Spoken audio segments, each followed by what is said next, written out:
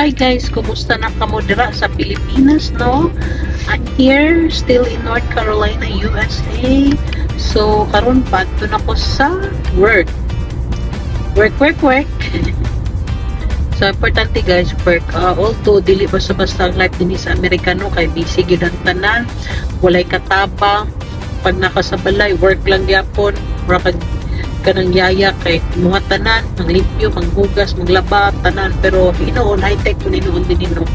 So mo na lang po ni nakagwapo din kay wala na kay problema kay tanan inubanan og mga machine. So karon pa adto ko sa trabahoan ako. So mo ni siya ang dapat din sa akong giagian. Nako sa likod sa back road.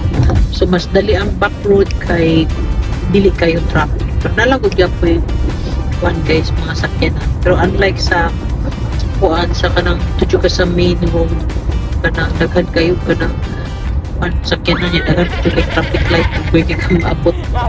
So natin gwapo dali kayo pajig-pajingan lang yung drive.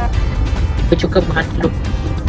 Yung nakagwapo ko dali guys mag-drive is disiplinado ang mga tao musunod yun sa mga rules and regulations. So sorry to say but in the Philippines guys tung nag-adto ko try na ko mag-drive, oh my god mura dyan kong pakuyapan kay daghan kay singit singit dito ito na ko kasabot kung anong asa na ko buagyan ko pwede mulupat guys gibuhatan na akong mulupat kay kana ana ni mo nanay isang blink mo pa lang gani no natingala na lang ka na motor sa mga tubangan mo na nervous jud ko nga mag-drive diya sa Pinas no.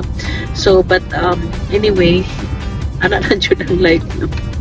Pwede na maguna kung isip kung ang ano na ang rules and regulation or ang law imuha jud nang i-impose ang tao musunod jud na pero kung wala po ni ano ana ni sita wala po tama pa guys. Ampot lang tama ba itong gibuhat. So guys, nanako diri sa akong trabahoan and thank you for watching.